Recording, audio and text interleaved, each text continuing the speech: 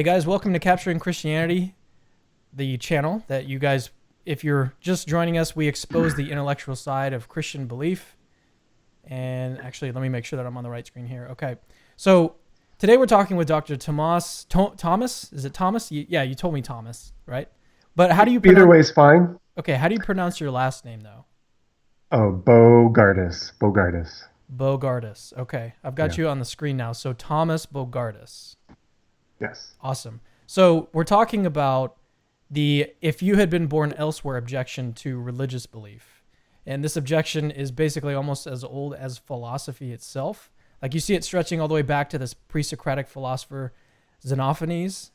And contemporaries state the objection basically like this. If you had been born in Saudi Arabia or India or wherever, you probably wouldn't be a Christian. You'd be a Muslim, you'd be Hindu, you'd be some other religion basically. And so from this, we're supposed to infer or conclude that you don't actually know that Christianity is true. And that part actually turns out to be really essential. And we're going to talk about that today a lot. And yeah, I guess the question there would be, well, how is any real important conclusion supposed to follow from these sorts of like weird scenarios that you're supposed to be in? Some sort of hypothetical scenario, put you in a different country at a different time and stuff. So my guest today, Dr. Tomas Bogardus, he grew up in California. He was raised a Lutheran. He earned his bachelor in biology at UC San Diego, his master's in philosophy at Biola University, and his PhD in philosophy at the University of Texas at Austin.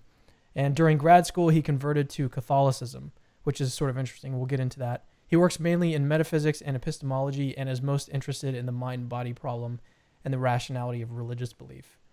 So he also lives with his wife and daughter in a small California town where he enjoys woodworking, surfing, and submission grappling. I don't even know what that is. What is that? um, have you heard of jujitsu? Yes. It's like that, but without the gi. No gi jujitsu. No, I don't know what gi is. I've heard of jujitsu. I don't know what gi is. The gi is those pajamas that they wear, like the jacket and the pants. So submission grappling, you just wear like a rash guard and some board shorts, basically. Gotcha. Yeah. So, well, the reason that I reached out to you, Thomas, is because you've written a really great paper on this subject, and I've linked it in the description of the video, guys, if you want to go check it out. It's entitled The Problem of Contingency for Religious Belief. It's an entire paper on this one objection, basically. And it goes through a bunch of different formulations. We're going to talk about it today. And yeah, we're going to get into Dr. Bogardus' response to the objection from cultural contingency. That's the way that I like to put it. All right, so let's just jump into the interview, Thomas. So you take about like 60 seconds and inform the audience a little more about who you are. We went over a brief introduction there, but a little more about who you are, why you're interested in philosophy, and yeah, all the good stuff. Okay. So I'm a philosopher at Pepperdine University, which is in Malibu, California. I've been at Pepperdine for 6 years now. I was just awarded tenure this year, which is great, and it's effective in the fall. So pretty pumped about that. I grew up in Southern California, and as you said in the bio, I grew up Lutheran. And then I guess something that just occurred to me was I remember when I went to UC San Diego, that was like I was in Lutheran schools for my whole life up until college. And it wasn't until I went to college that I was really confronted with serious disagreement and all the variation in people's beliefs, not just about religion, but morality and politics and philosophy. And I remember being totally fascinated by that, and I really was interested in hearing everybody's points of views and hearing their reasons. So that's a sort of argument we're going to look at today. I went to grad school. I got my PhD at the University of Texas, and I wrote a dissertation defending dualism in the philosophy of mind. But then I sort of switched lanes into epistemology, started thinking about peer disagreement in epistemology and the rationality of religious belief. And that was the period when I wrote this paper. And then those sorts of reflections connected up with evolutionary debunking arguments, which I worked on next. And then for the last few years, I switched lanes again. I've actually started thinking and writing about the philosophy of gender. But in the last few months, I've gotten back into mainstream epistemology, and I'm thinking again about the nature of knowledge. And so I've had some new thoughts about this objection that we'll talk about today. Oh, nice. I'm really excited about that. All right. So Yeah. toward the end of this paper, you mentioned that someone else actually got you interested in thinking about this objection. Would you just mind telling that story?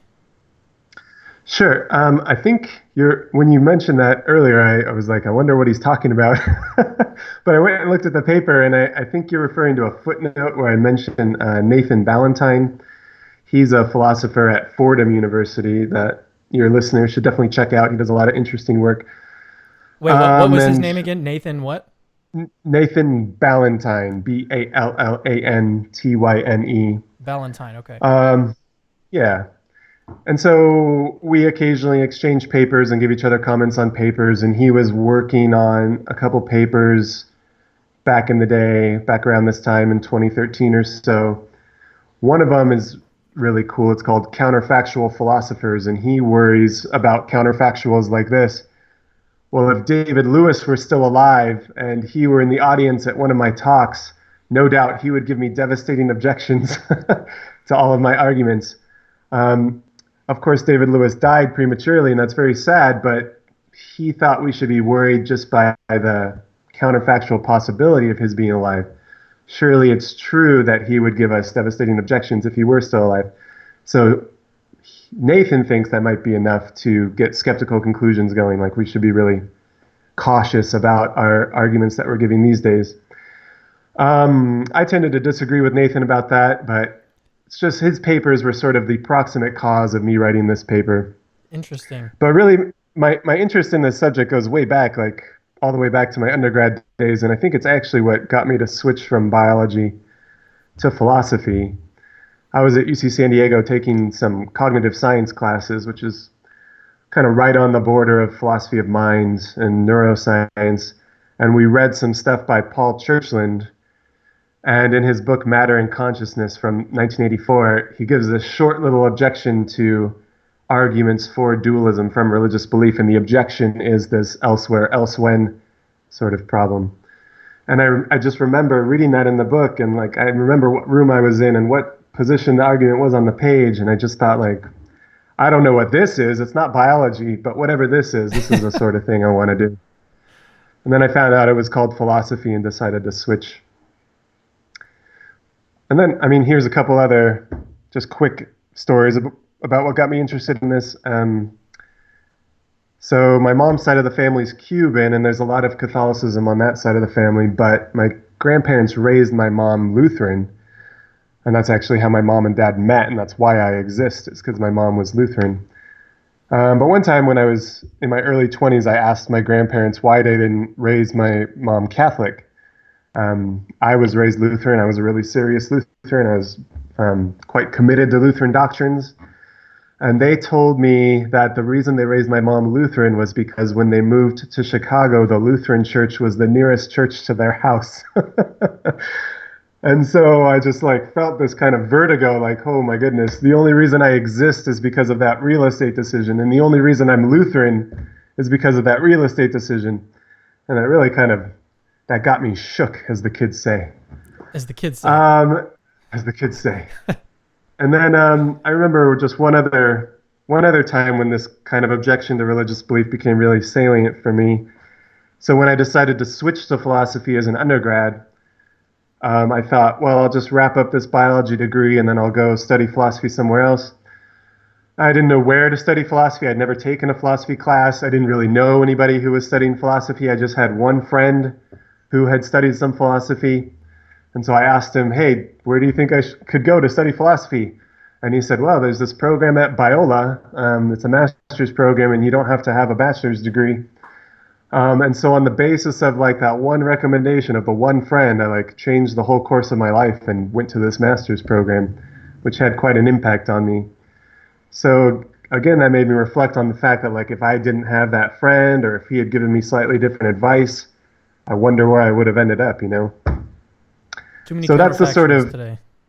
Yeah, that's the sort of worries that get this argument going, I think. Yeah, basically. Okay, so we have a bunch of slides prepared, but I just wanted to give like a sort of summary of what you try to do in the paper. And so it seemed to me like as I was reading through it, you do kind of like two things. So first you look at like a few different variations of the argument. from a few different people, and then you do your best to construct different versions of the argument, all with varying degrees of strength like throughout it. And then the second thing you do is basically look at how all of these versions, where you argue that all of these versions of the argument, when you lay it all out, they're invalid in some way. Like the conclusion doesn't actually logically follow.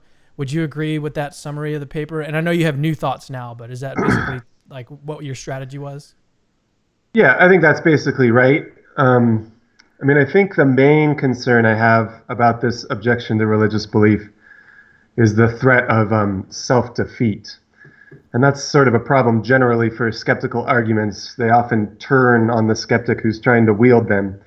You want to just target religious beliefs or whoever your target is. You want your argument to just apply to them. But the problem with skeptical arguments is they often end up applying to you. They sort of blow up in your face, as it were. So that's, I think that's the main concern running through the paper. Like, how would a religious skeptic avoid self-defeat for all these different versions of the argument? But I think you're right that I do look at several versions of the argument. I come up with different versions. I try to find the best one, and I lay them out step by step. And I think that's because what I found in doing philosophy for 17 years now or something is that it's really true that the devil is in the details. And I think that philosophy is best done slowly. That's how we do philosophy when I'm teaching in my classes. It's the only way I know how to do philosophy. You try to lay out the argument step by step as charitably as possible. And then when you do that, and you have all the steps sort of arranged before you on the board or on the paper, objections start suggesting themselves to you. Usually you can start seeing the flaws in the argument. And maybe the reason I like doing that is because I got into philosophy pretty late, and I felt really far behind all my peers. I felt really stupid and poorly prepared. And so that was the only way I could do philosophy, was really slowly. But I think that's probably the best way to proceed in philosophy. All right, so yeah, let's turn to your slides that you have prepared today. You have a lot prepared, which I'm really excited to go through. And so what I'm going to do is basically switch screens here and pull up the slides. And I've got the first slide pulled up, and the title of it is the title of our video, the "If You Had Been Born Elsewhere: Objection to Religious Belief." So take us, just take us through this. Where do you want to begin? You just want me to click on the second slide here? Well, yeah, let's go to the second slide. I don't know if we have to read through all these. I just collected some examples of people giving this kind of argument. So the oldest one I know of is from Xenophanes, and there you can see it's from 570 BC. So we don't have to read this, but Xenophanes was giving objections to Greek popular religion, and he liked pointing out that people tended to make the gods in their own image. He said that in Ethiopia, the gods were snub-nosed and black, he said, but in Thrace, they were red-haired and blue eyes, and had blue eyes, which I guess is what the people in Thrace looked like. And so his thought was, your beliefs about God and what you think God is like depend more on you than on God, right? If you want to know what somebody's views about God are going to be like, look at the believer. Their views are going to be determined by what they're like rather than what God's like. Then if you go to slide 3, you can see a quote from René Descartes, and I'm sure a lot of your listeners are familiar with Descartes. He was basically the vanguard of modern philosophy, and one of his major contributions to philosophy was his meditations, where he sort of jettisoned everything that had come before and decided to start from scratch. And what motivated him to undertake that project was something like this objection that we're going to talk about today. He says on this slide 3, I considered how the same man with the same capacity for reason becomes different as a result of being brought up among Frenchmen or Germans than he would be if he'd been brought up among Chinese or even cannibals. And I felt that in all these ways we're much more greatly influenced by custom and example than by any certain knowledge. So there you start seeing the kind of counterfactual becoming more explicit. He realizes that wow, if I had been raised in China, or if I had been raised in Germany, or if I had been raised in Sweden or wherever, my views would have been very different. And so he concludes from that that our views are being shaped more by custom and example, he says, than by good reasons. And then on slide 4, you can see an example from John Stuart Mill where you get the same sort of thought. He says that it's just a mere accident that you were born where you were born, and the same causes which would make you a churchman in London would have made you a Buddhist or a Confucian in China. And so there I highlighted the same causes part because, again, it looks like the skeptical worry is what's causing me to hold my religious views aren't arguments or any sort of good evidence. Rather, what's causing me to do that is custom and example or early teaching and socialization. That's how other people put it. And that would be the bad kind of reason to be a religious believer. And then on slide 5, you get a quote from John Hick, which I won't read all the way through, but just notice that he talks about how your religious beliefs look like they're a result of an accident of birth. And then the conclusion he draws is, he says it's a hermeneutic of suspicion. Sort of unclear what he means by that, but what it meant practically in his own life was giving up his Christian beliefs in favor of what he called religious pluralism. And then on slide 6, you get a really recent example from Philip Kitcher from 2010. And here the counterfactual is really explicit. He says the problem with religious beliefs is they're a product of early teaching and socialization. You hold them just because your parents taught you to hold them or whatever. And then there's the counterfactual. Had the Christians been born among the Aboriginal Australians, they would believe in just the same ways, on just the same bases, and with just the same convictions, totally different religious views. Doctrines about dream time instead of about the resurrection. And so there too you get a skeptical conclusion. And then on slide 7, this one might be particularly interesting for your listeners. It looks like this is the kind of argument that originally moved Richard Dawkins from a religious worldview to an atheistic worldview. He says in An Appetite for Wonder, my move to atheism began at age 9 when I realized that Christianity was one of many religions and they contradicted each other. They couldn't all be right, so why believe the one in which by sheer accident of birth I happen to be brought up?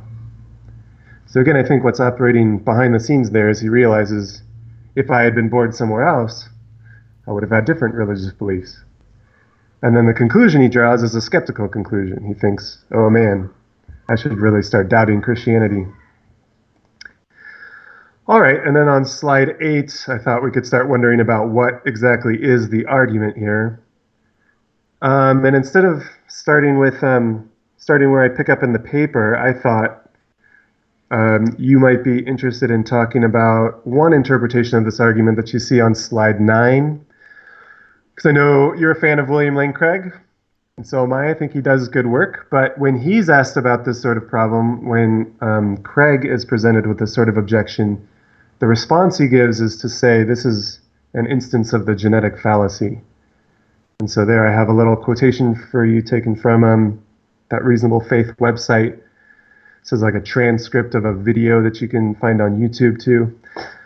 And so the objection is put in terms of that counterfactual, like if you'd been born somewhere else, you would have had different religious beliefs. And Craig's response is, yes, that's very true.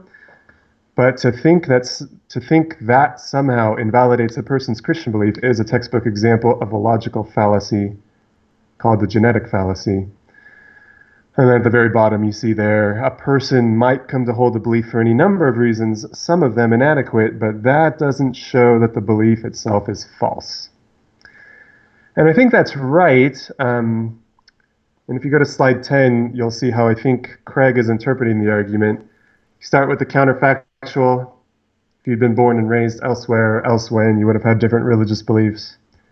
And then Craig thinks that the skeptic is trying to draw the conclusion that the religious beliefs are false. And that does look a lot like the genetic fallacy. You point to the origins of a belief and then you try to conclude that the belief is false on the basis of those origins. But if you go to slide 11, you'll see why I think that's not the way to go in responding to this objection. I think it's uncharitable because the genetic fallacy is so obviously a fallacy that, I mean, you got to be really sure that your opponent is making that mistake before you slap that label on them. It's so like, philosophy 101 basic mistake that you better be really sure. People like Xenophanes and Descartes and John Stuart Mill and Philip Kitcher and John Hick are all making that kind of basic mistake. I think it's unfaithful to the text if you read those texts carefully. It looks like what those texts are challenging is not the truth of religious belief, but rather the sort of propriety of those beliefs, the justification of those beliefs, or more generally, whether those beliefs really count as knowledge.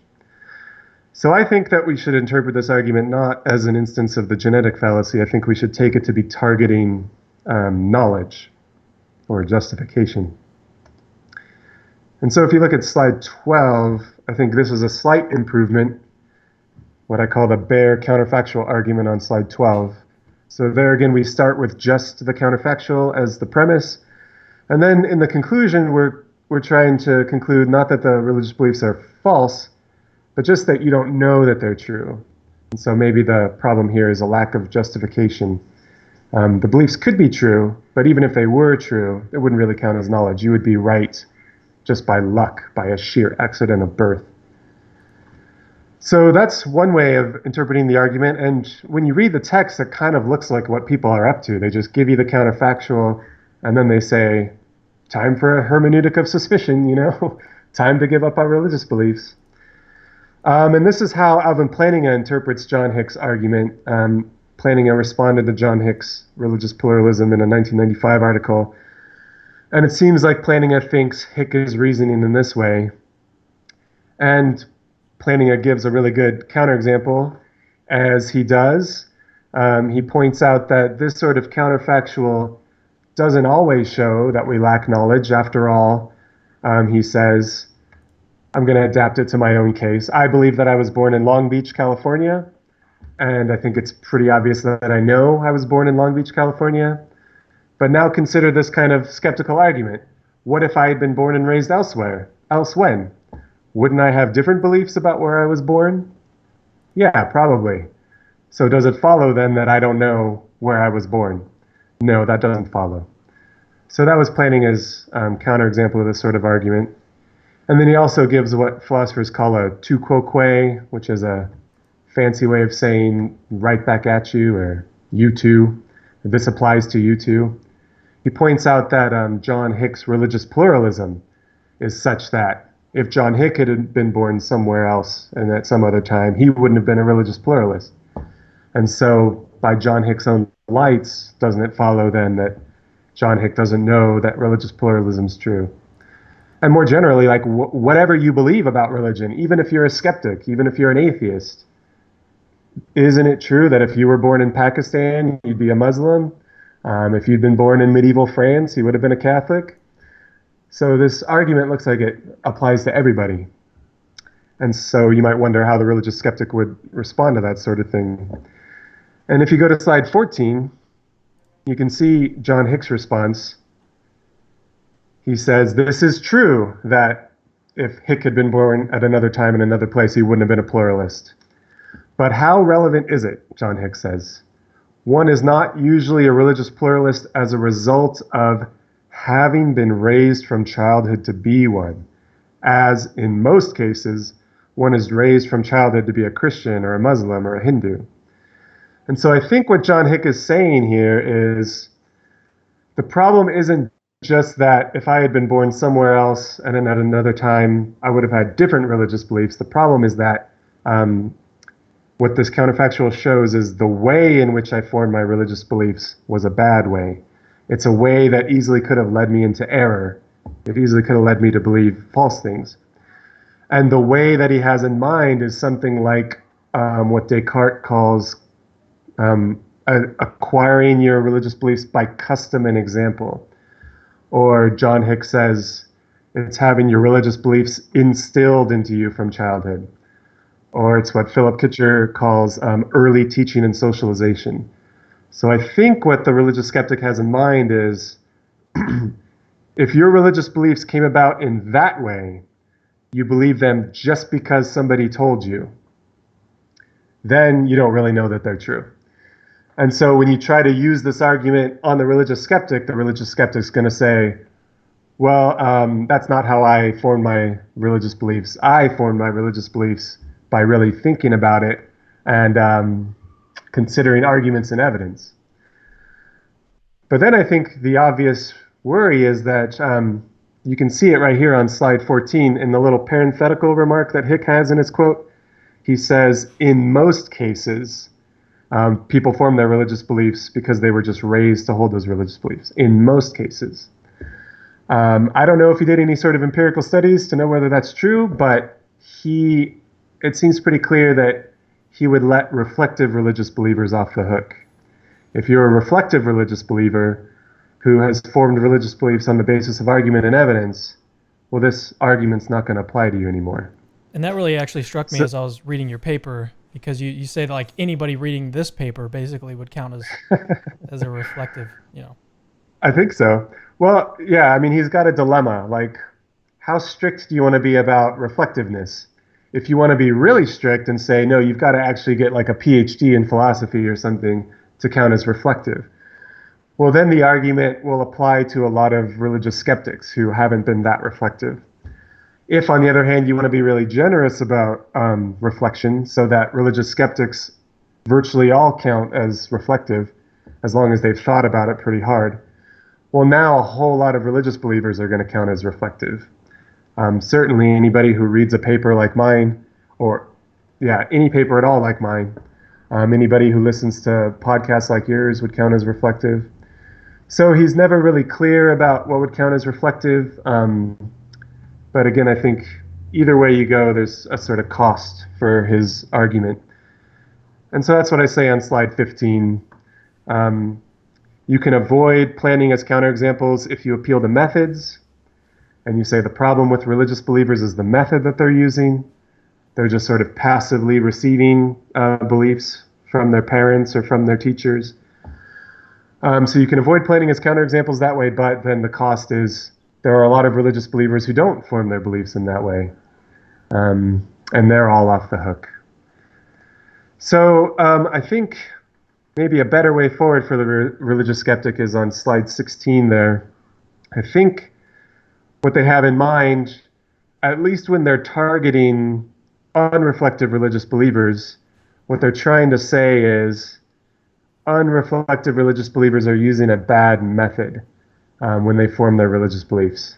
Again, it's early teaching and socialization, just accepting what their parents and teachers told them. But then I think you can even question that skeptical argument. You can say, what's so bad about this bad method? And I think what they probably mean, as you'll see on slide 16 there, is the problem with early teaching and socialization, or just learning your religious beliefs by custom and example, is that this method is what philosophers call insensitive to the truth. It's an unsafe method, or if it happened to get you a true belief, your belief would be true just by accident. And on slide 17, I'll give your viewers a little definition of all those. Is that your son in the background? Yeah, I actually had my mic muted, but yeah, he just walked in. He's I was mentioning Oh, before. sorry, man. Yeah, no worries. I mentioned before the show started that he's not feeling well, so we had to go. My wife just went and got him and brought him home, but yeah, no worries, right. No worries. So on slide 17 there, you can see some definitions of those philosophical terms. And I mean, here's one way to put my worry. What the skeptic is saying is that the testimony of your parents and your teachers is sort of a bad way of learning about the world.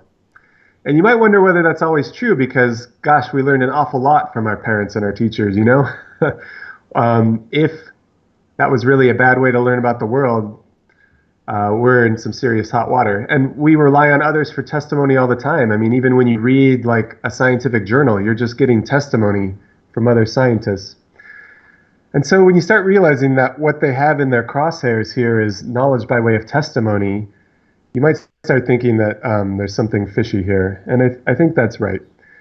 So I think what they're saying is if you just passively believe what your parents told you when you were a kid, then your belief was formed insensitively, which means even if the belief had been false, you still would have held it.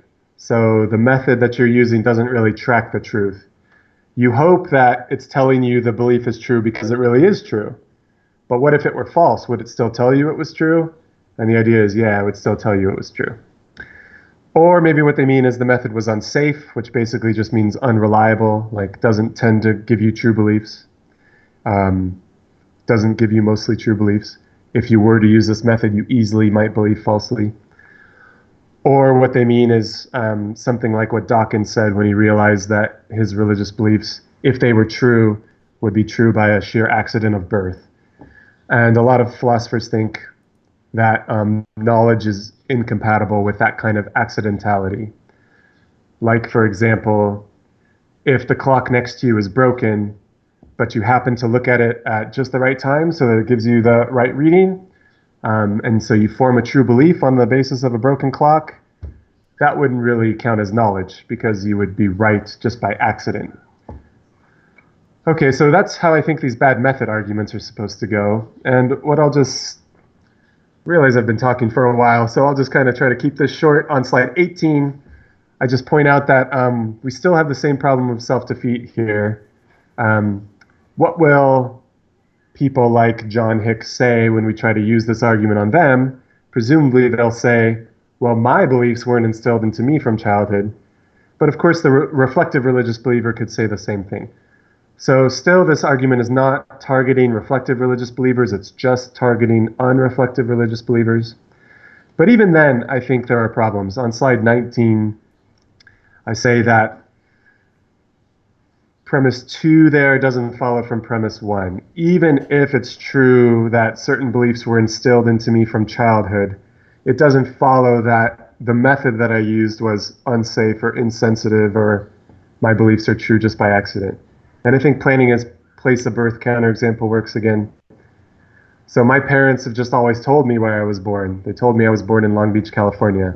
Does it follow that the method that I used was insensitive or unsafe or that I'm right just by accident? Well, no, because my parents told me I was born in Long Beach. If I hadn't been born in Long Beach, they wouldn't have told me that I was born in Long Beach. So that method is sensitive. It seems like if my parents are trustworthy, it's a safe method. Relying on my parents' testimony is a good way to learn about the world.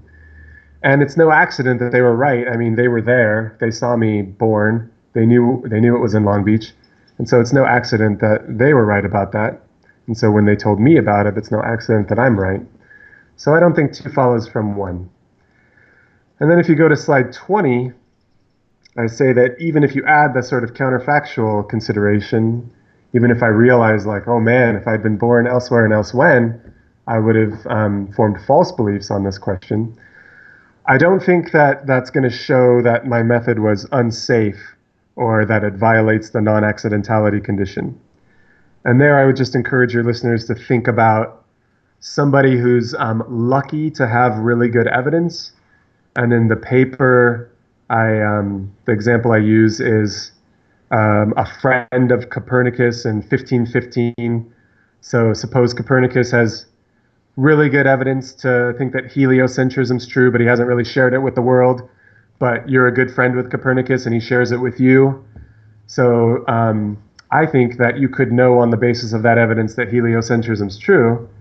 But now ask yourself, or even if he just told you, even if he just like instilled that into you from childhood, now reflect on the fact that if you had been born somewhere else and at another time, you wouldn't have had that evidence and you would have believed that geocentrism was true.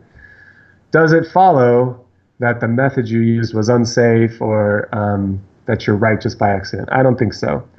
I think that the method that you were using, relying on Copernicus, is a safe method. And it's no accident that you're right. He has really good evidence and arguments for heliocentrism. So yeah, I don't think that premise 2 is going to follow from the sort of considerations that the skeptic is bringing forth. And then also on slide 21, finally, the last thing to say about this argument is, so even if my religious beliefs were formed insensitively or unsafely, or they're true just by accident, this is kind of controversial, but I don't think that's enough to show that I would lack knowledge. I don't think any one of those conditions is actually necessary for knowledge. And there at the bottom of the slide, I mentioned some cases, which we can go through if you want. But there are counterexamples to all of those alleged conditions on knowledge. It's possible to know something even if the method you used was not sensitive to the truth. It's possible to know something even if the method you used was unsafe. And it's possible to know something even if you were right just by accident. Yeah, let's save that. Actually, let me go ahead and switch screens here. So let's save that. And what I'm going to do right now is, it looks like, oh wait, there we go. Now everything jumped up a second.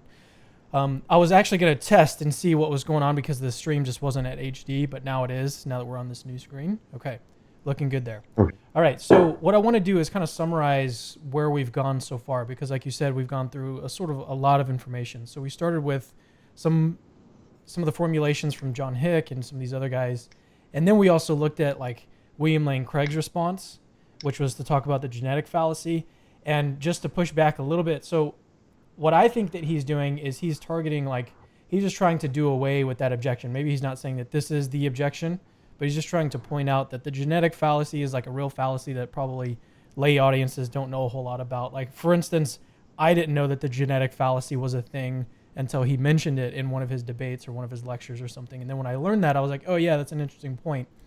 But I guess my point would only be that I think if you pressed him on it, then he would say, oh, well, yeah, like if you have it as targeting justification or warrant, then yeah, you need to discuss that. You need to explain why it's not going to undercut your reasons for thinking that Christianity is true or your justification or whatever. But I think that it's still an interesting and a good point to make about the genetic fallacy. So I think you're right. I mean, that video that I took that quote from was called The 1 Minute Apologist. So if you really only had 1 minute to respond to this objection, I think that's a perfectly fine like first move in the dialectic. So point out that this sort of consideration doesn't show religious beliefs are false, and I think everybody should grant that. My worry is just that if you're actually having an extended conversation with a religious skeptic, it's pretty clear what their next move is going to be. They're going to say, well, I'm not targeting truth, I'm targeting knowledge or justification. And that's where I think the real heavy lifting has to be done. That's where the hard work has to be done. Yeah. But I think you're right that it's a adequate first move in the debate. Yeah, no, I agree. I point that out in some of the articles that I've done on like I can't remember what the name of it is. Street epistemologists. Are you familiar with street epistemology at all? I've seen some videos that are called street epistemology. If they're all coming from the same person, then I guess I've seen this person. No, they're not all coming from the same person, but it's sort of like a movement. Okay. But they really I've seen some. They really like John Loftus's outsider test. There it is, outsider test for faith. And this is one of the things that he mentions is the argument from cultural contingency that if you'd been born somewhere else, then you wouldn't be a Christian, basically.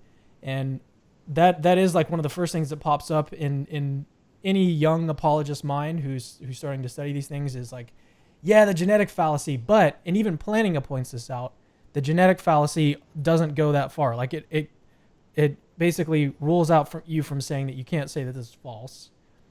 However, it could still target the justification. So I agree. I think that's something that we definitely need to point out. And if you're listening and you throw out the genetic fallacy and think that this takes care of everything, it doesn't. It doesn't even really begin to deal with it. So I'm really glad that we're dealing with that side of things in this interview. So let's summarize where we went from there. So we talked about the counterfactual argument, which was right. I think that's the way that you titled it. The bare counterfactual. Okay, yeah, right. The bare counterfactual argument, which was just to say if you were born in this other place, then you wouldn't be such and such, and then therefore the skeptical conclusion is supposed to follow from that bare counterfactual, right? And now the skeptical conclusion is your religious beliefs don't count as knowledge. Yeah. So it's not that they're false, but they don't count as knowledge. And I guess that it's easy to point out a counterexample to that, right? If you were if you have been born in the Middle East, you may not have the belief in equal rights that you do in the United States. But clearly that doesn't undermine your belief in equal rights, right? So that's the kind of like, and this is a standard move in philosophy, right? Is to just point to very clear counterexamples to some principle. Yes. Right? That's just philosophy 101. That's basically my job. That's what I do for a living. Yeah, you what you do is you lay out you find the principle, you find the general principle, like what's the argument, give a counterexample, like a really clear counterexample, and and that's basically it. That's how you move the conversation forward. Yeah, let me just add really quick that something I learned a little bit later in my philosophy career is it's even better if you can give a counterexample, but then sort of explain why the counterexample is working, or give a sort of general recipe for whipping up counterexamples. Like, what is it about the principle that's failing exactly, that's allowing for these counterexamples? So it's just a little more satisfying than just giving a case that shows the principle is false if you can kind of explain why the case is working or why the principle is failing. So that's just a little pro tip for your listeners if they're interested in getting into philosophy. Pro tip. Nice. Yeah, well, pro tip. So then we looked at a more plausible version of the argument, the bad method arguments. And even then, like, there's even another one, right? There's another version of the argument that you look at, which is you say, and you say it's the strongest one. But just to recap, like, what's the bad method arguments? You have three different things: sensitivity, safety, and non-accidental, basically. Non-accidentality. So those are some sort of recent necessary conditions that philosophers have proposed for knowledge. They've thought recently, some philosophers have said, in order to know that something's true, the way that you formed your belief must be sensitive to the truth. That's called sensitivity. And what they mean is, like, as the truth changes, your method should give you a different result. And that's sort of how, for example, instruments work. A good instrument, if you have a metal detector and you're looking for metal, if there's metal, it beeps. If there's no metal, it doesn't beep. So it's sensitive to metal. And so if it's beeping, what that means is you think there's metal. And the way you test for sensitivity is you ask, what if there weren't metal? Would it still be beeping? And the answer better be no. And so the worry here is maybe your religious beliefs are not formed in a sensitive way. If you believe that Christianity is true just because your parents told you, are they telling you that it's true because it really is true? What if Christianity were false? Would your parents still have told you that Christianity is true? And then the worry is, I think they probably would have. If you think that that's true, then it looks like your parents are not a good way to form beliefs. They're not sensitive to the truth. So that's sensitivity. And then safety, briefly, is just the thought that the method you use wouldn't easily mislead you. It's reliable. And if you want, you can just think about this. I mean, this isn't probably the right way to think about it, but just think about it in a statistical way. Like, it gives you 90% of the time it's true, or something like that. It's 90% reliable. Then it would be a safe method. But technically what philosophers mean is something counterfactual. They mean, if you were to use this method, then you would believe truly. That's what it means to say that a method is safe. And so there, the worry is that these counterfactuals about being born somewhere else and at a different time show you that the method you used isn't really safe, because it easily could have given you different results. If you had been born in medieval France, it would have said Catholic. If you'd been born in Sweden, contemporary Sweden, it would say atheist. If you had been born in Pakistan, it would have said Muslim. So this method looks like it's all over the map, Trusting your parents gives you totally different results depending on who your parents are and where you were born. So that's sort of the bad method argument in a nutshell. Yeah, so here's something we haven't talked about yet, is like, well, how are we determining that this is all the same method that's being used? Well, I think that's a good question. What method is being used? Yeah. If you really think it's the case that, well, I think it's obvious in my case that I'm not Catholic because my parents told me to be Catholic. They told me not to be Catholic. They still tell me not to be Catholic. So my religious beliefs are not really the result of early teaching and socialization. I was not taught Catholicism. In fact, growing up Lutheran, I was taught don't be Catholic. So I think that my religious beliefs are the result of reflection on arguments and evidence. And if that's right, then I think this sort of skeptical argument simply doesn't apply to you. Or if it does, it applies to everyone. And more worryingly, and this is going to be a little bit, what's the word? A little bit cute, but if this argument applies to everybody, then it even applies to the person who thinks this argument is sound. Consider that belief. This argument is sound. If this argument is telling everybody, hey man, if you'd been born somewhere else and at a different time, you wouldn't have held that belief, then the method you used was really bad and you got to give up that belief. Well, surely that's true even with respect to the belief that this argument is sound. In which case, the argument tells you, if it's sound, don't believe me. And that's really a bad feature of arguments when the argument tells you not to believe it. So the argument can't apply to everybody. It should only apply to people who use bad methods. And then again, reflective religious believers are off the hook. But then you also think that unreflective people are off the hook too. I think so, and that's because. And that's more on the technical side of things, right? Because you don't think that those three things are necessary for knowledge. Well, also just about the safety one. So what the counterfactual premise is telling you is, if you've been born somewhere else at a different time, you would have had false religious beliefs, and then you try to conclude from that like your parents are unreliable. But I don't think that follows, and you can just use simple examples to see why. So like, for example, maybe I have a thermometer that's super duper reliable, but if I had left it in the oven for too long, it would no longer be reliable. And I almost forgot it in the oven or something like that. But I didn't actually forget it in the oven, but I almost did. So now it will be true that like something could have happened in the past. It easily might have happened. That would have made my thermometer unreliable. Does it follow that now actually my thermometer is unreliable? That doesn't follow. The fact that something easily could have happened in the past that would have put you in danger doesn't mean that you're actually in danger. And so similarly, it's true that if I had been born somewhere else, maybe my parents would have been unreliable. That doesn't mean that my parents actually were unreliable. Maybe I sort of dodged the bullet there, and got some reliable parents. So even if you're an unreflective religious believer, I don't think this kind of argument should worry you. And so I think that's a serious problem for the religious skeptic. All right, so let's do this. I want to get the audience involved here. So if you guys have a question for Dr. Bogardus, then ask it in the live chat, and also make sure to tag me at Capturing Christianity. That way I can just see it. It's going to be easier for me to check out and follow. So if you have a question for him, try to make it on topic. If you have some other type of question, that's fine. I'll try to work it in, but try to keep it on topic. And yeah, let's actually take us through the third version of the argument that you give. We didn't go through it in the slides, but just give like a kind of overview of it. Because you said in the paper you think that's the best one. And then have we already talked about you said at the beginning you have some new thoughts. I have some new thoughts. Okay. Do you want the new thoughts or do you want the third argument? I kind of want both. So.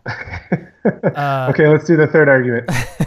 So since I had been working on the epistemology of disagreement, when I was reading these skeptical arguments, I thought, oh, maybe what they're appealing to is the sort of threat of disagreement. And so you can see how that kind of argument might go on slide 22. Maybe what people are trying to point out is... Hang on, let me get it back up easily... Okay. Maybe what people are pointing out is you easily might have disagreed with yourself on religious questions. And so now I'm imagining a counterfactual self, a version of me that was raised in India, or a version of me that was raised in Sweden. And then I notice that those alternate versions of me disagree with the actual me. And then the concern is they have the same type of evidence that I have, like they would have their own special kind of religious experiences if they're religious, or they'd have their own books and arguments that they read, or they'd have their own testimony from their parents. They'd have exactly the same kind of evidence that I have. It would feel to them on the inside just how it feels to me when they think about their religious beliefs. So then, if they're just as well positioned as I am, they have just as good of evidence that I have, wouldn't it be kind of arbitrary to stick with my current beliefs just because they happen to be actual? So that's a kind of concern that comes from disagreement. And here's just an easy example to try to appreciate the concern. So if you've got like a thermometer, or maybe just consider the thermometer in your car, you're driving along and the thermometer in your car tells you it's 70 degrees outside. If you pass by a bank and the bank's thermometer tells you it's 75 degrees, your confidence that it's 70 degrees should go down. Originally, your car told you it's 70 degrees, so you're like, oh yeah, probably 70 degrees. But then that bank tells you 75, and you're like, oof, now I don't know. So that's true when you confront actual disagreement. But it would also happen, the same sort of skeptical worries arise if you just learn that your thermometer could have easily given you a different result. Like if you tap it and it sort of changes the display, you realize, oh man, this thermometer is the sort of thing that could easily have given me a different reading. That should lower your confidence in your thermometer. So similarly, we're kind of learning that we are like that thermometer. Even if nobody actually disagrees with us about religious questions, we realize I could have easily disagreed with me. If you had just sort of tapped me like the thermometer, or raised me in Pakistan, or raised me in Sweden, I would have given you a different result. And so shouldn't I lower my confidence in the result that my brain is actually giving me? So that's what I call the symmetry argument. You realize that you and your counterfactual selves have this disturbing kind of symmetry. And it would be unfair to try to break the tie just by appealing to the fact that I'm me, so I win, you know? So that's a symmetry argument. And then as far as objections go, if you look at slide 25, again, I say this is really only going to work for unreflective religious believers. I think reflective religious believers get off the hook in order to avoid self-defeat worries.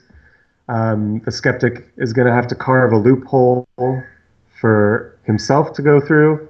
And I think that's by denying premise one. The skeptic is going to say, well, this argument doesn't apply to me because I'm reflective. I believe on the basis of arguments and evidence.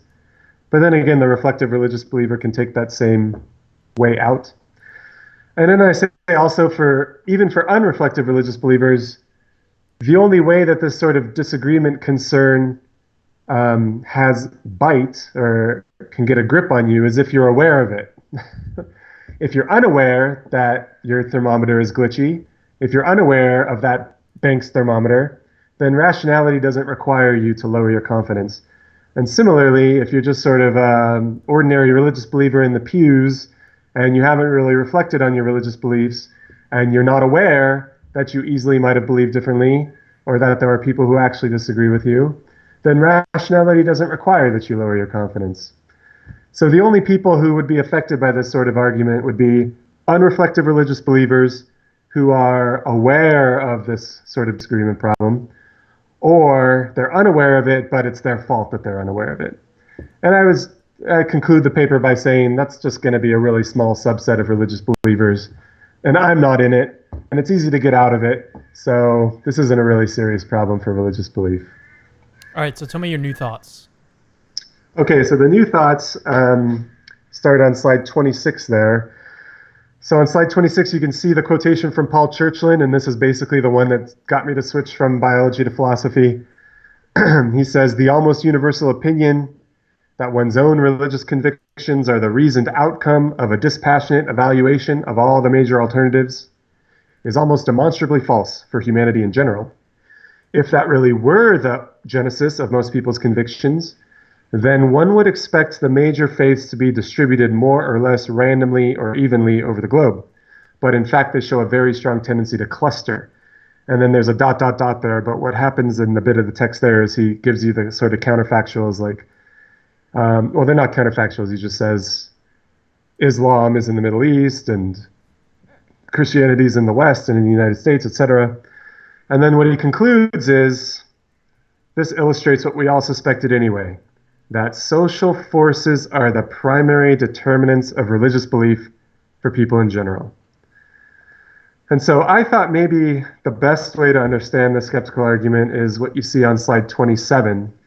You start with the typical sort of observations that your religious beliefs are instilled in you from childhood. Maybe we add that counterfactual premise to sort of hammer home the point, drive home the point.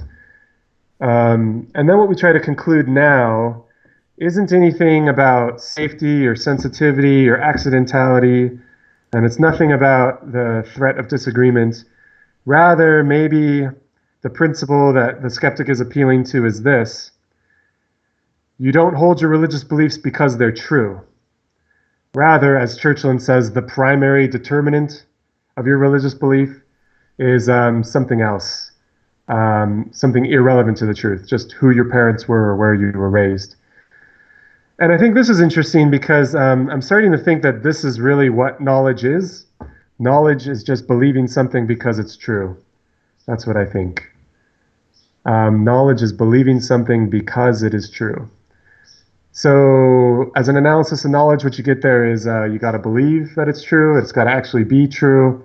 And there's a connection between what you're believing and your belief. The reason you hold this belief is that it's true. So the truth is the sort of ground or basis of your belief. And I think what these skeptics are trying to point out is when it comes to religious beliefs, that's not the case. You don't believe that God exists because God really does exist and you got into contact with God. Rather, you believe that God exists because, and then you get this alternate explanation. Because your parents were Christian, or because your friends were, or because you went to a Lutheran school. And then the worry is these explanations don't require that your belief is actually true. So it's pointing out that the origin of your religious beliefs is sort of deviant or not connected to the truth. So I got a picture here. Maybe we'll just skip to the picture. On slide 32, I made a little picture. I think this is the way the argument's trying to go. So there's me thinking, today I'm going to believe that Christianity is true. And then on slide 33, I succeed and I believe that Christianity is true. And then if you were to ask me, why do you believe that Christianity is true? On slide 34, you get like the ideal case. I believe it's true because arguments and evidence. So that little arrow there is supposed to indicate explanation. Here's why you believe Christianity is true. Arguments and evidence. That's what I want. But then what the skeptic points out on slide 35 is, well, there was this other influence on your belief, early teaching and socialization, who your parents were and where you were raised. And now we've got these like competing explanations of why you believe that Christianity is true.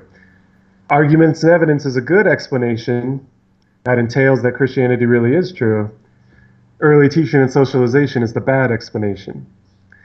And so then the skeptic concludes, well, when you reflect on these counterfactuals, you'll realize on slide 36 that the true explanation is early teaching and socialization. The true explanation is not arguments and evidence. And so I think that's kind of how the argument is trying to go. They're trying to show that the real explanation for your belief in God or Christianity is something that is not connected to truth in the right sort of way. You don't believe Christianity because it's true. You just believe it because, and then you get that explanation. And then I'll just briefly tell you my concerns about this version of the argument. I have a little analogy starting on slide 37. And on slide 38, I'm trying to use an example that I think even like hip, woke young people would accept. So here's a hip, woke young person saying, today I'm going to believe in the virtues of redistributive taxation. And then you succeed in believing that redistributive taxation is virtuous.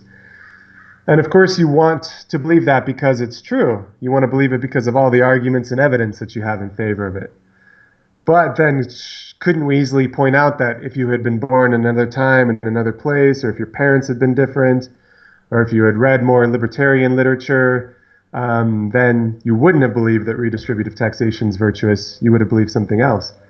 Also, we might point out that a really serious concern about our political beliefs is we tend to hold political beliefs that are in our own self-interest. So on slide 39, I point that out, that it could be that a major driving influence of your political beliefs is self-interest. And that tends to be why people's opinions of redistributive taxation tend to go down as they get older. Like when you're young and you think that you're going to be on the receiving end of all this redistributive taxation, you think like, yeah, I'm all for it. But then when you get older and now you've accumulated some wealth and you've got some income and you realize, oh man, I'm going to be the one paying the tab here, then people's opinion of redistributive taxation goes down. So it looks like when it comes to our political beliefs, we've got to be really aware of the influence of self-interest on our political beliefs. So once you realize that, on slide 40, should you conclude that like my beliefs about politics, in particular my belief that redistributive taxation is virtuous, doesn't count as knowledge, I just believe it because of self-interest? Well, I think that's a hasty conclusion to draw. I think that's a hasty inference. It could be, if you just back up one slide to slide 39, it could easily happen that a person has two influences on his beliefs or her beliefs. It could be that you believe something because of arguments and evidence, but also because of some biases that you have. But that doesn't necessarily mean you don't know that your belief is true. As long as the main reason that you believe it is the arguments and evidence, as long as that was a strong enough influence on your belief, then your belief can count as knowledge. And so I think the religious believer should say the same thing in reply to the religious skeptic here. Look, all you've pointed out at most is that I've got some like bad influences on my religious belief, the sort of influences that aren't connected to truth. But it doesn't follow just from that those are the primary determinants of my religious belief, or that they were so strong that they preclude knowledge. I mean, all of us have to be aware of our own biases. We all have to check our biases once in a while. And the fact that biases exist and they might have influenced me in a bad way isn't enough to show that I have no knowledge. It's just sort of an opportunity to reflect on your beliefs and make sure that you're not holding them for the wrong reasons. All right, well, let's move on to questions, and let me pull up our other screen here so we can see everybody. All right, so here's a question from Yo-Yo. He says, in your opinion, Dr. Bogardus, what is the most compelling evidence for God's necessary metaphysical existence? Wow. Okay. I mean, it's kind of off topic, like really off okay. topic, but... Well, if the question had just been, what do you think is the best argument for God's existence? I definitely have an answer to that. But the question was, what's the best argument for God's necessary existence? So what's the best argument for the conclusion that God exists necessarily? So I guess if somebody asked me to prove that God exists and indeed exists necessarily, what I would do is I guess I would engage in a sort of two-part project. First, I would try to prove that God exists, and then I would ask you to reflect on the concept of God and realize that He's the greatest conceivable being. He's a perfect being, and necessary existence is a feature of perfection. It's a great-making feature. And if you ask me why do I think God exists, I would tell you I think the best reasons have to do with a sort of noological argument, an argument from the existence of immaterial minds. I think that there are really good reasons to be a dualist in the philosophy of mind, a full-blown substance dualist. I think that although most philosophers are not substance dualists, really that's because of a prior commitment to naturalism and a sort of, I think, unfair prejudice against dualism and a supernaturalist worldview. So I think there are really good arguments for dualism, especially substance dualism, and the sort of arguments I would refer your listeners to are the knowledge argument, that sort of Mary's room argument, I think works. I think the current state of the literature is such that there is no good physicalist response to the knowledge argument. And as for substance dualism, I think there are really good arguments from personal identity, reflecting on the fact that, for example, we have survived 100% part replacement of our bodies, but of course our bodies can't survive 100% part replacement, therefore we are not our bodies. I think that modal arguments for dualism are really good. Arguments like it's possible for me to survive the death of my body, but it's not possible for my body to survive the death of my body. So therefore, I'm not my body. And then once you establish dualism, I think you just need a really quick premise that says dualism would be really surprising on atheism, on naturalism, but it's not at all surprising on theism. So it's pretty strong evidence for theism. So there's one line of evidence for theism that I like a lot. And then my second favorite one, just briefly, is I think that there's a serious tension between atheism and moral realism. Not because I think that they're logically incompatible. I think that it's possible that atheism's true and there are mind-independent moral truths that we know about. Rather, I think it's an epistemic problem. I think that if atheism's true, if naturalism's true, then we evolved in an unsupervised, unorchestrated way. And on that picture of evolution, the only thing that evolution was interested in was adaptive behavior, not necessarily true belief, especially when it comes to our moral beliefs. And so I think it follows then that we can't know anything about morality if naturalism's true, if atheism's true. So the problem has to do with moral knowledge. And so then premise 2 is we definitely have moral knowledge. And so the conclusion is naturalism's false, atheism's false. I actually really like the argument for moral knowledge. I'm a real big fan of Yeah. it. I like epistemology more generally, but I'll have to have you back on. I mean, there's a lot of things we could talk about. But let's move on to the next question, and I'm actually really curious what this is all about. He says, his name is JJ Non1. He says, Dr. Bogardus, how is your meme page doing lately?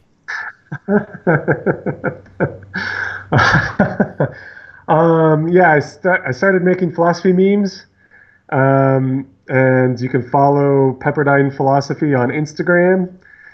And I guess it's doing okay. I mean, I have like over 800 followers, which seems like a lot to me, I guess. Man. And I have a good time. I'm still enjoying making philosophy memes. So you can, check those out on Instagram. Seems like we saw some of those earlier, right, in the slides. Oh, yeah, that today I will thing. I am thinking about making a meme using that template. Yeah. All right, this one is from Iron Charioteer. Ask the doc, has his education ever interfered with his beliefs? Well, it definitely interfered with my Lutheran beliefs. I'm not Lutheran anymore. In grad school, I encountered some really intelligent Catholics, and I actually studied with Rob Coons at the University of Texas, and he was the same sort of Lutheran that I was. Oh, man. And then he became Catholic, and then he wrote this sort of, it's basically a book, but it was called A Lutheran Case for Roman Catholicism. So that really had my number on it. I never stood a chance, and that convinced me basically that Catholicism was true. So there was a way that philosophy really changed my mind on religious topics. But as for like doubting the existence of God, I think that philosophy has only increased my confidence in like theism and Christianity generally, which is kind of surprising, I guess. I think really the only negative impact it's had has been social and psychological. Like, it's not popular and it's not cool to be a serious Christian in academic philosophy. And there's a lot of like social pressure to give up your religious beliefs or at least shut up about them. At least be decent and shut up about them. And so I guess if you like fitting in and if you like being accepted in your profession, and if you like being a cool kid, then being seriously religious is not a recipe for that. And so you'll feel some sort of internal impulsion or desire to abandon your religious beliefs. But do you have unfortunately, I was gonna say, do you have a man bun? Is that what's going on? No. Okay. No, I feel the urge to prove that the answer is no. Well, bro, it's like your whole house is like so hipster. Your shirt is hipster. Your beard, like, Oh, I didn't know. I didn't know. my wife is she's sort of a crunchy conservative. That's what we call them, kind of a hipster conservative. And she would actually at one point in time she wanted me to have a man bun, Oh but goodness. there too I resisted. I've managed to resist that kind of peer pressure when it comes to giving up Christianity and academic philosophy, and when it comes to getting a man bun. Yeah, I was gonna say like, yeah, you've gotten like more confident in your beliefs in academia, but that's just because you haven't watched enough atheist YouTubers. Oh, is that the problem? I have watched a few atheist YouTubers, and I don't know how to describe the experience. I mean, it's sort of, Just don't. Let's move on to the next question. I guess, I mean, it just sort of fills me with despair. Like, oh man, I guess it's like, I don't know. This might be a little too negative, but it's like when my backyard is full of weeds right now, and you're just like, they just keep coming back, and there's more than you can handle. Like I could never solve this problem. There's just too much going on here. I guess that's how I sort of feel when I browse YouTube. Yeah, it's not really the. I mean, it's not the people. It's not the person, but No. it's the ideas, right? The ideas are just really, really Well, bad. yeah, that's what I mean. It's like I wish everybody studied more philosophy. I wish philosophy were required in high school. I really think we could ditch a good part of our high school curriculum and just replace it with logic and philosophy. And then I think a whole lot of the problems on YouTube would be solved. Yeah, there's just a lot of really bad thinking. People just don't really know how to Yes. think and produce arguments that are valid. And there was a an atheist who did a response to me, and I'm still trying to figure out how I'm gonna do a response to her. But in her video, her response to me, she had like three sequential invalid arguments, like one after another, like committing sort of basic logical fallacies, Sort denying of a the rapid yeah, fire. denying the Yeah, antecedent, affirming the consequent, like right after each other, oh wow. three times in a Yeah, I row, I mean think. those Yeah. you don't see those every day. Those are actually kind of rare that somebody explicitly does that. But let me just add that this happens on like both sides of the aisle on YouTube. I mean, there's just so much bad thinking on every topic from every perspective, and that's what fills me with despair. Yeah, it's not just atheists. It's yeah, No, for sure. definitely happens with theists and Christians, and not just Christians. Yeah. All right, let's move on to let's do. I think I have two more questions. This one, another one from the same guy, Iron Charioteer. Ask Doc, why are 97% of biologists in academia non-religious? Is that true? I mean, that seems sort of high. I thought it was a majority, but I didn't think it was 90. Is that 97% from like the climate scientists who believe in human caused climate change? So I guess my first question is 97% really true? Is it really true that 97% of biologists are non-religious? And even if it were, I think the next question is how many biologists start their education non-religious? Because it would be interesting to see whether this is a treatment effect, as they say, or a selection effect.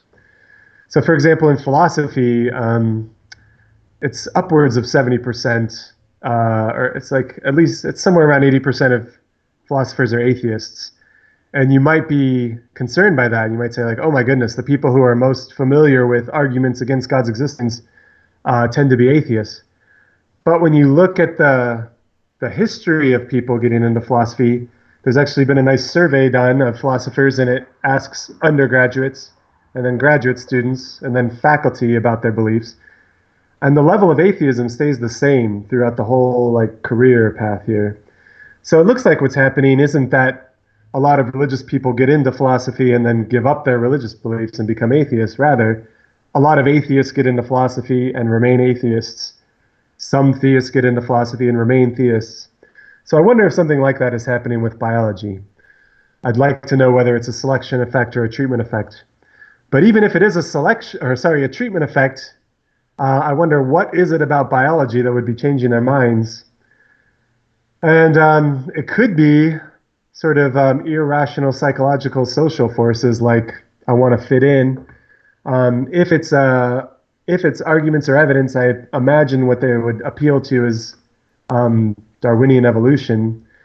And there, I guess my response would just be, I don't think that they've thought about it hard enough if they think that um, the actual theory of Darwinism is incompatible with full-fledged, full-bodied Christianity.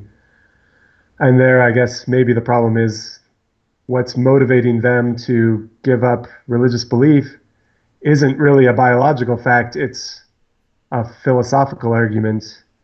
And unfortunately, that's not their area of expertise. Yeah, I was just gonna say, here's another thing to think about is that like being an expert in one area doesn't at all imply that you're an expert in all areas, right? So even if this person is an expert in the field of biology, that means nothing about their knowledge of philosophy, religion, the arguments for and against God's existence. Yeah. Well, I mean, they might say, no, it is biological evidence that leads me to be non-religious. But then I would just ask, what is that evidence? And I am virtually certain that there's going to be a premise in the argument that is philosophical and not biological at all. Yeah. All right. Last question. Okay. Korag Nightwolf. Does he believe God should be axiomatic or not axiomatic? Okay, so let me see if I understand the question. I mean, an axiom in, for example, the sort of geometry we all did in high school is something that you don't have to prove. You're just allowed to take it as a given or an assumption. Ideally, our axioms are the sorts of things that are self-evidently true. And so, although no other evidence is provided, they're sort of self-evident. And so maybe the question is, do I think that the proposition that God exists should just be assumed? Should we just be allowed to take that for granted? Or maybe the question is it self-evident or is it obvious? So I guess I would say it's not the most obvious proposition that I've ever run across, if it is obvious. When I reflect on the ontological argument, sometimes I am tempted to say, oh man, this is the sort of thing that's obvious when you think about it and you can know it purely a priori. But most days of the week, I think it's not the sort of thing you could know a priori. Is it the sort of thing that we should just assume without argument? Maybe he's thinking here of like presuppositionalism. Okay. So then is the question, like, in a debate, is the burden on me to provide evidence for God's existence, or should I just proceed as though God exists? I don't know. Maybe it's best to just ask this dude, like, hey, Korag, if you're still watching this, then clarify what you mean. Yeah. It looks like he is. Okay. So we'll see if he responds. Go ahead. Well, let me just say that I think it can be perfectly rational to believe in God without any arguments or evidence. I am sort of sympathetic to Plantinga's project and Reformed epistemology in that respect. I think that belief in God could be properly basic for roughly the reasons that Plantinga gives. So if that was the question, whether it can be rational to believe in God even if you don't have any arguments or evidence, the answer is yeah. If the question was, in a debate between an atheist and a theist, is the burden of proof on the theist? I think my answer is no. Or maybe this person will just clarify what the question was. I don't know. He's got about 5 seconds because I'm about to end this thing. All right. We're about done. All right, yeah. So if he was active in the live chat, but if he's not going to come back, then I think you pretty much answered it anyways. You looked at it from a couple different angles. So just to go ahead. Did you have anything else to say? Well, I was just going to say I sort of gave like a shotgun approach. I just threw everything against the wall. Hopefully one of the questions I answered was his question. Yeah. So, okay. So here's another thing that I wanted to discuss with you. And again, we can do this in a future episode or something. The evolutionary argument against naturalism, you have a paper on that, right? I have a paper on evolutionary debunking arguments and whether the facts of evolution should undermine our moral beliefs. Give me the name of that one. Okay, ready? It's kind of long. Yeah, that's why I like it. Only all naturalists should be worried about only one evolutionary debunking argument. And you said, like, I heard another interview that you were doing. You were like, you weren't trying to be funny with this, right? Yeah, I was really just trying to be precise. Yeah. Yeah, but because I think like funny. Only naturalists should worry about evolutionary debunking arguments. And which naturalists? All of them. Only all the naturalists. Only all. And which evolutionary debunking arguments? Well, only one. So okay, yeah, I was really just trying to be. All right, Careful. so Korag finally answered. He said, "Do you think you can discover God's existence without first presupposing, essentially, for example, an axiom like I exist, you exist, reality exists?" Can I discover that God exists without presupposing axioms like I exist, you exist, and a world exists? Reality exists, yeah. Reality exists. So I guess this is just like a question about psychology. Like, would that be psychologically possible to form the belief that God exists without first believing that I exist and you exist? So I guess that's a question for the psychologist, but my hunch is that's probably psychologically possible. Maybe the philosophical question is, could you be justified in believing that God exists without also believing that you exist and other people exist? And there too, I guess the answer is yeah, if you managed to get yourself into that sort of psychological state where you believe that God exists and you have good reasons to believe that God exists, I guess that would count as knowledge, even if you, for some reason, didn't believe that you existed or other people existed. I mean, if you just imagine maybe Adam was sort of in that situation, a sort of pre-reflective Adam. He's seeing God, he's talking to God. Certainly he knows God exists. Maybe he never reflected on his own existence and didn't form the belief that he existed. But I think I probably misunderstood the question again. No, it's okay. I think it would have to be one of those situations where you like sit down with this guy and be like, okay, what did you mean? What's going on Yeah. here? He said axioms I aren't appreciate the knowledge. question. Yeah, okay. We'll have to sort that out later. But All right. anyways, I just wanted to let you guys know that if you want to learn more about Thomas, then check the description. I have the link to the paper that we went through today. And I actually wanted to introduce actually my son to my YouTube audience. Most people don't All even right. know that I have a son. Come here, buddy. Come here. Come here. Come here. Come here, buddy. He came home from school, like I said earlier. Come here, buddy. Come here. All right. Let's all say hi to Hendrix. Oh, hey, Hendrix. Say hi. That's a cute kid. Say hi. Say hi. Say something. Talk. Speak. Right there you go. Right when you want him to do something cool, it's like that's kids. That's called right. dead air. Yeah, dead air. All right. Well, let me let's go ahead and just close this guy out. So thanks again, Thomas, for coming on, and we'll see you guys later on the next live stream. I think so. We rescheduled Jerry Wall's interview on Heaven. Now he wants to talk. Now he wants to get down. All right. We rescheduled Jerry Wall's interview on atheist objections to heaven. That's happening, I think, this coming Wednesday. So be on the lookout for that. And we have a couple other things coming up. Like we just launched for patrons our interview with Greg Kokel. And that one was really cool. So if you want to support us and you want to become sort of part of the ministry, part of what we're doing here to expose the intellectual side of Christian belief, then go to our Patreon page, patreon.com/capturingchristianity. It's really easy to find, and it's going to really help support this ministry and get it going and get it to the full potential. Like right now I have a full-time job as a photographer, and basically I want this to be my full-time job, and I think that's what God is calling me to. So anyways, thanks for joining me today, and we'll see you guys on the next interview, next live discussion, next something. So see you guys later.